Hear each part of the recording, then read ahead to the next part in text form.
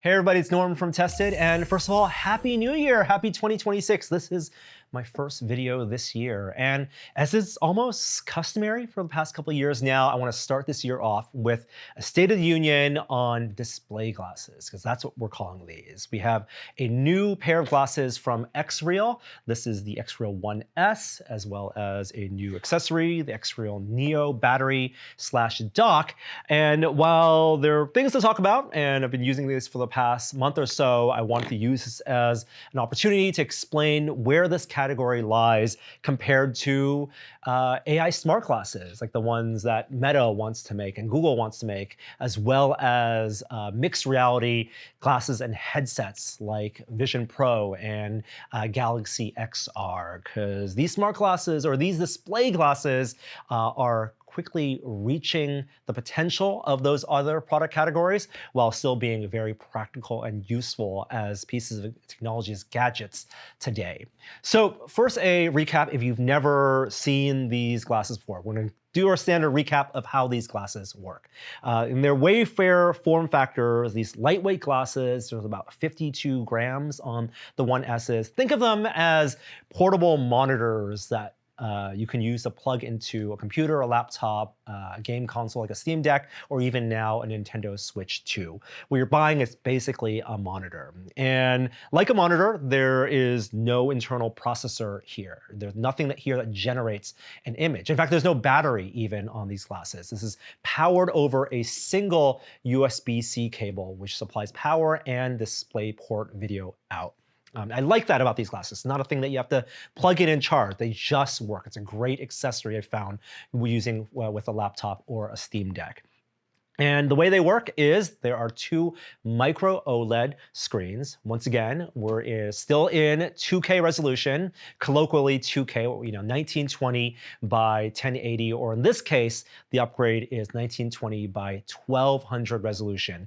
Two of these Sony micro OLED panels are built into these glasses, and they're right at the top here, facing down. So as I can see, I can actually see them through the optics. And the optics are the birdbath optic system. So it's a system of mirrors and combiners where the display image pushes downward, it gets bounced off into this 45-degree angle, and then the image from the outside world combines with that, and then you're able to see some of the outside world as well as this stereoscopic rectangle floating in front of you. And that rectangle in these glasses fill up about a 52-degree field of view. The XREAL 1s from last year, if you recall, these are 50-degree field of view, and the XREAL 1 Pros using XREAL's Prism style optics were 57-degree field of view.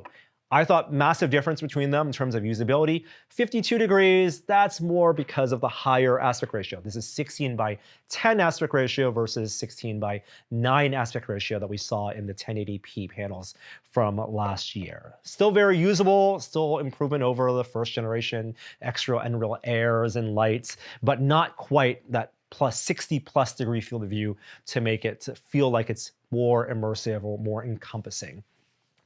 There are controls on the side and hardware controls on the top and bottom. So menu controls, a shortcut button, a rocker here to adjust brightness, to adjust the electrochromic dimming, so block out the outside world, as well as to change modes. So you can have this in a smooth follow mode, as well as an anchoring mode. So in the past, when you moved your head with these glasses, the image was kind of locked in place, and I wasn't a big fan of that at all. Last year, XREAL released these products with their built-in X1 chip, which allows for native 3-degree of freedom tracking, so rotational tracking, which means you can have the virtual image locked into place 10 meters away, 330 inches in diagonal, and as you move your head, it'll clip the sides of the image because it's only that 52-degree field of view, but it'll stay locked in place. And I found that much more comfortable to use, and the tracking is really responsive. All of that is inherited along with the great menu system and software that XREAL, I think, still has best-in-class put into these glasses. So you can do things like simulate a ultra widescreen. You can plug this into your MacBook's USB-C port, and you can have the MacBook think that this is a widescreen monitor, 21 by 9 aspect ratio or 32 by 9 aspect ratio, and you can actually see more screen real estate as you turn your head. Again, limited by that 52-degree field of view. Now, in terms of what you can use this for, I primarily use it for gaming. Plug into a Steam Deck. If I'm traveling on an airplane, playing games at a hotel, it's so much more fun to see a 1080 image in these glasses, kind of virtually in front of me, massive in front of me, bright OLEDs, deep black colors, really bright on the 1Ss at 700 nits, than seeing the relatively low resolution of what's on a Steam Deck. I also use this as kind of a virtual monitor for my laptop. Not very often because this is still 1920 by 2080, and I think at this pixel density and this field of view, using it as a productivity device, using it as a replacement for your laptop is sufficient. You can definitely write emails, web browse, watch videos for sure, but it's not as comfortable as looking at a nicer, higher pixel per degree screen image, and definitely not as nice as using like the Vision Pro as a virtual monitor, but that's many, many times more expensive. My recommendation is still, if you're plugging this into a laptop, use some desktop software to make the image seem like it's a higher pixel resolution, because at 1920 by 1080, it's not so much a screen door effect that you see, but you do notice aliasing. I can tell there are jaggies with text and with the edges of windows. So on Mac OS, for example, you can download some software to funnel out a high DPI setting. And so, it will actually send the equivalent of a 4K signal, and the glasses will interpret that as a 10 or 1200p signal, but the text will be a little bit sharper. But we're not quite there yet with higher resolution panels on these glasses. The other novel feature that XREAL is putting out on the 1Ss is a native 3D conversion feature. So 2D to 3D conversion built into the glasses, into the hardware itself. Unlike its competitors, like Feature has a 2D to 3D conversion feature, but that's locked into an application that you run on a smartphone or a desktop. Here, it's built in. You can activate it at any time with the menu. You can adjust the level of simulated depth that is kind of generating on a per frame basis. And I think it's good enough, although the algorithms could be refined. I found that watching movies, it does a good job of moving subjects in the foreground into the foreground and giving that some of that simulated depth. And live TV, sports as well, I think it does a good job. But for games, I think the increased little bit of latency that you can feel is noticeable. If you're playing a fighting game and you want these really immediate response times, I would not turn on 2D to 3D conversion. Definitely don't need it for running your desktop, although the system is kind of a dumb system.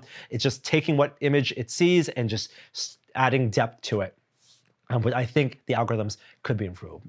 Overall, I would say more of a gimmick, more of a novelty than something I'd really use on a regular basis.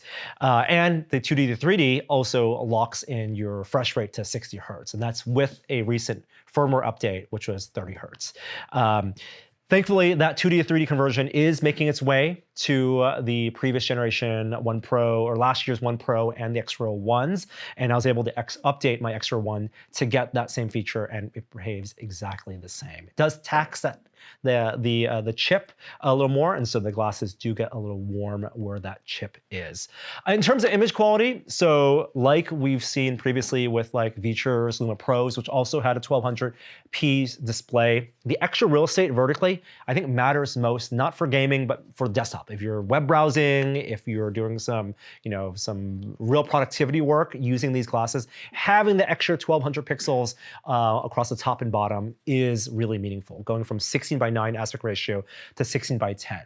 But I think it does come at a little bit of an image quality trade-off, because on the 1Ss, maybe because of the optic stack and because of the size of that OLED screen, I noticed more chromatic aberration on the outer edges. And there's distortion, this pin cushioning distortion of a bowing effect on the outer edges. The pin cushioning I found very similar to the XREAL 1s and not as extreme as it is on the Prism Optics as the 1 Pros.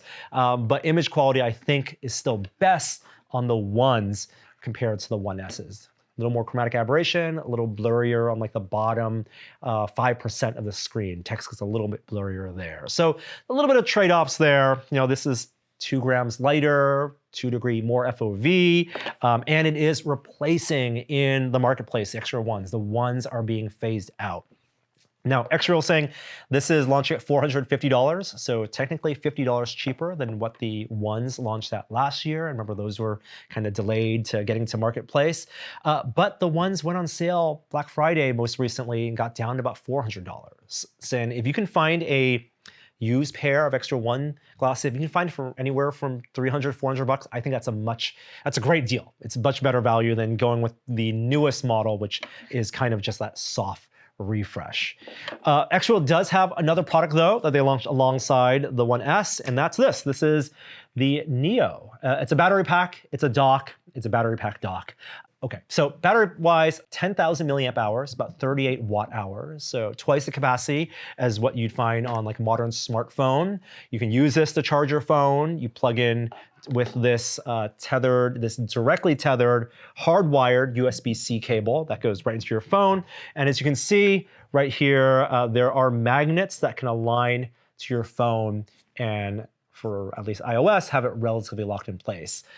It's not a charging magnet though. This is not Qi charging, it's not MagSafe, and so it's just for mounting your phone sideways, vertically, or other devices. They do include some magnets on stickers, so you can attach your Switch 2, for example, onto the Neo. And really this device, Neo, is made for the Switch 2 because Switch is notoriously finicky when it comes to being used as a dock. Nintendo wants you to use their dock and their accessories.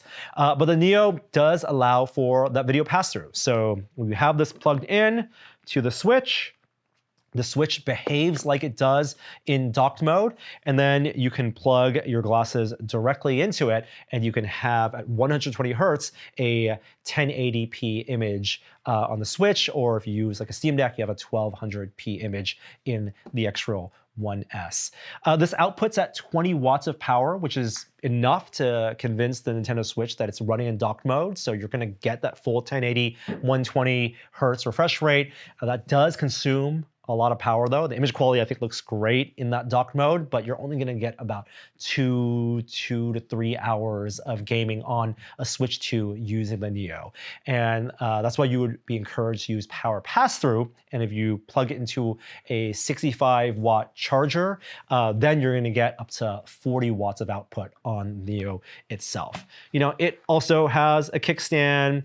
I'm not thrilled that this USB-C cable is tethered. I wish this was removable, repairable. If this breaks, then it becomes much less useful. And I'm not thrilled that this is not a Qi wireless charger as well. So it just becomes a nice to have thing if you really want to play your Switch or Switch 2 with XREAL glasses or even other glasses, other brand glasses work with the Neo, but it's not anywhere near an essential accessory in this ecosystem.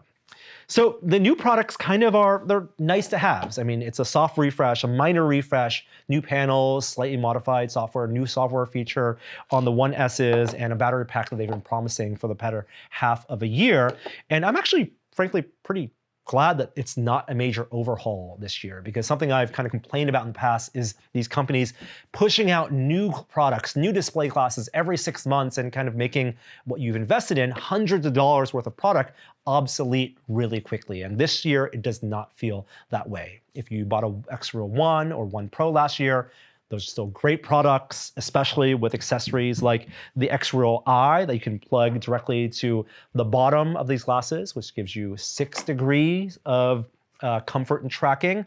And something they even showed off at CES last week was beta software to use the XREAL Eye to allow rudimentary hand tracking. Not full hand tracking, not full SLAM world tracking, but even if that's the ability to resize the virtual window, that would be a welcome feature and use with the XREAL Eye accessory. So my recommendation, if you bought the glasses last year, no need to upgrade. If you're really if you just bought a Switch 2 or you just bought a Steam Deck and you have a laptop that you want to play games on and have a giant virtual screen, look into getting an XREAL One from last year at a reduced price and then investing in something like the XREAL Eye accessory. That would be my recommendation. And in terms of 2.5K, where's that at? This is not going to be the year. 2026 graphics for 2.5K. I think my understanding is those are still in the lab. They're still experimenting with that. They got to figure out power consumption. They got to figure out how to get all that throughput. When you're talking about 2560 by 2560 by 1440,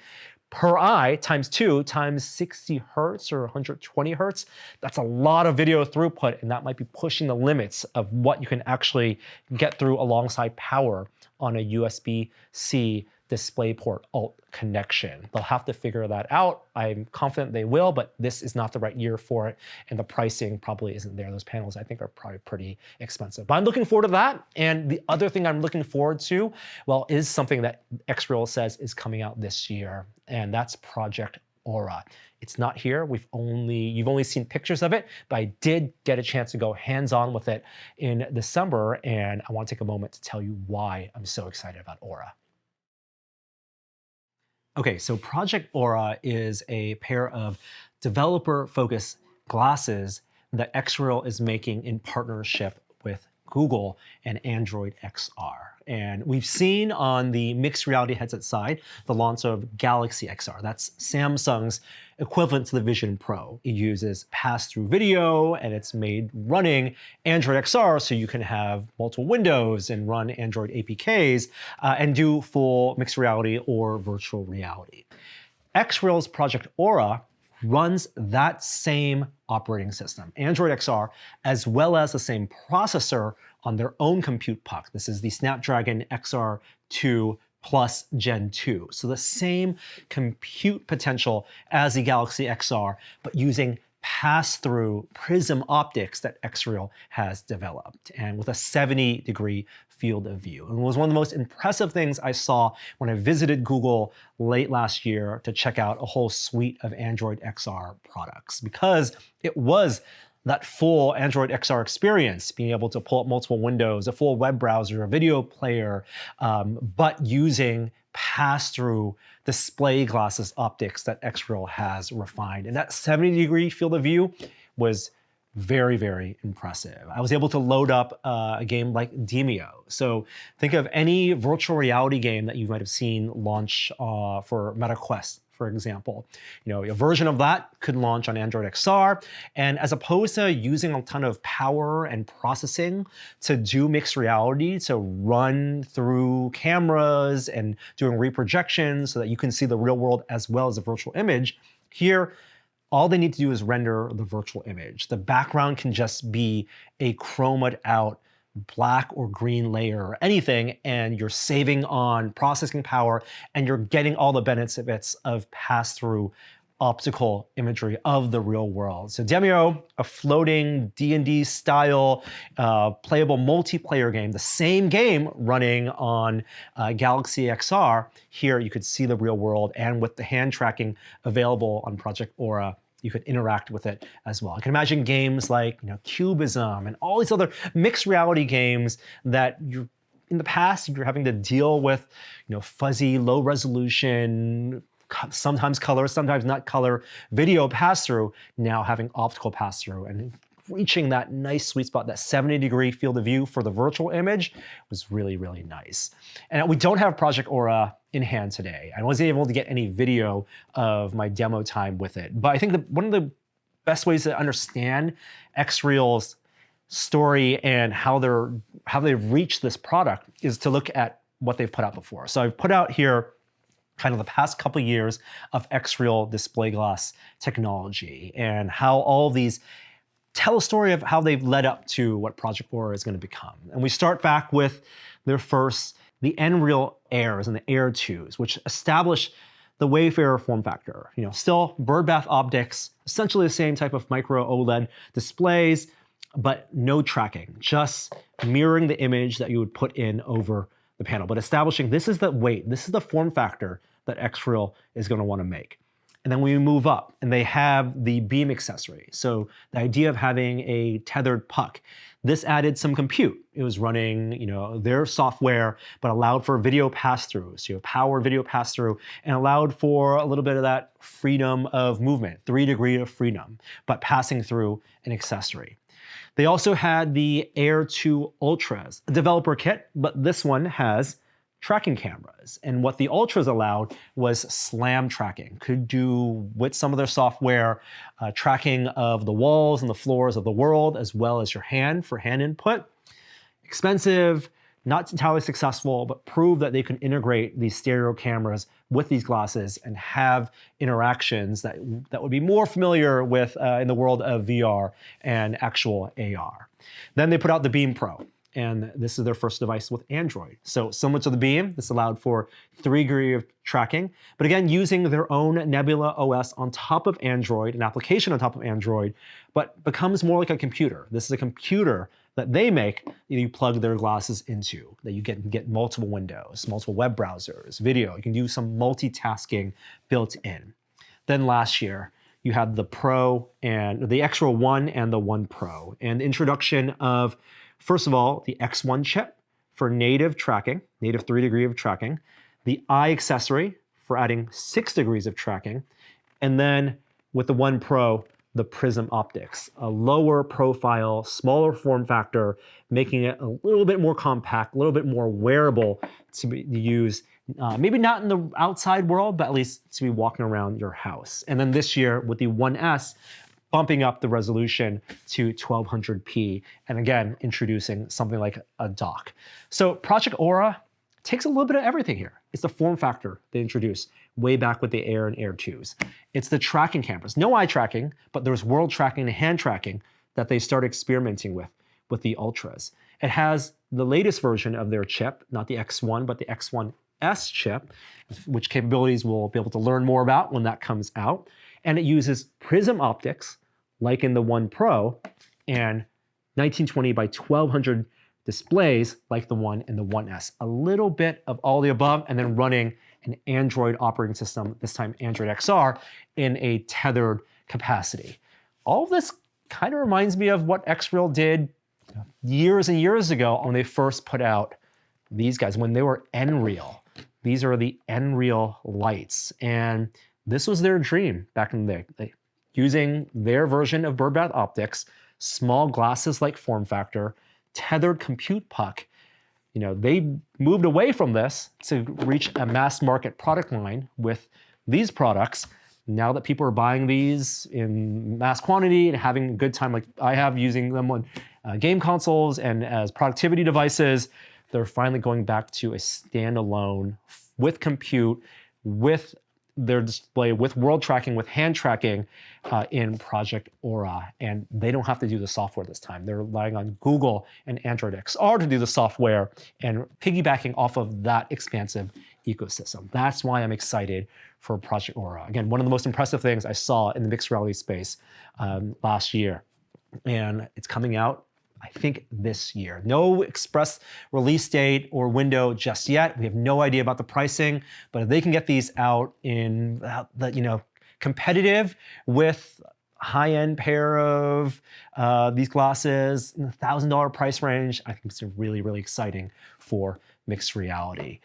So more to come, hopefully, for Project Aura. Today, the 1S and the Neo are out. Again, if you have questions about these display glasses, as display glasses finally become AR glasses, I'd love to hear your thoughts in the comments below. But thanks for watching. Happy New Year, and we'll see you next time.